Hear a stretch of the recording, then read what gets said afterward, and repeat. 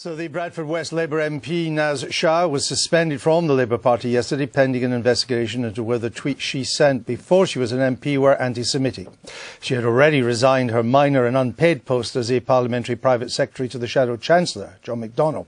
The party will hope to draw a line under the matter now, but today more questions are being asked about its handling of this and other allegations of anti-Semitism. Here's Joko. Yesterday, MP Naz Shah was suspended by the Labour Party following the discovery of social media posts she made in 2014 criticising Israel.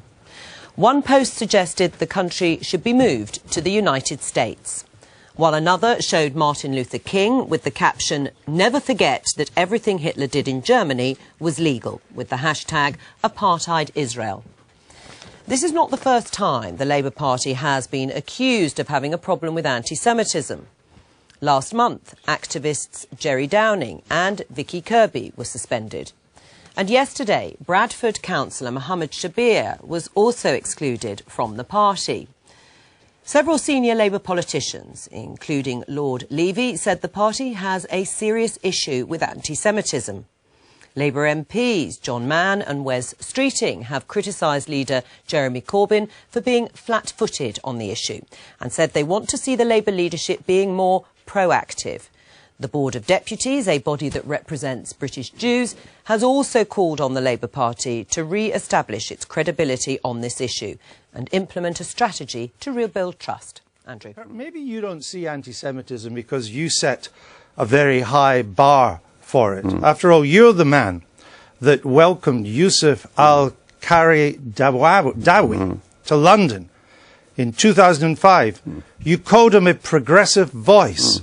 This is a man who called for Jews and homosexuals to be killed. Well, is that not anti-Semitic? No, don't confuse anti-Semitism with criticism of the Israeli government policy and treatment. But I understand all that, but it's not criticism of the Israeli government policy for one of your members to say Hitler was the greatest person in history, or that Jews have long noses and slaughter the oppressed. That's not criticising Israel. That's clearly anti-Semitic. Well, can I just... I had understood that the reason why Labour MPs are calling for you to resign is not because you've defended Naz Shah, but because you've reportedly said something about Hitler's approach to Zionism in the 1930s. Is that right? When he didn't win the election, became the largest party in 32. His policy then was not to kill the Jews; it was to deport them all to Israel. So this is the bit I have to say. Is it a fact I'm as shocked as you are.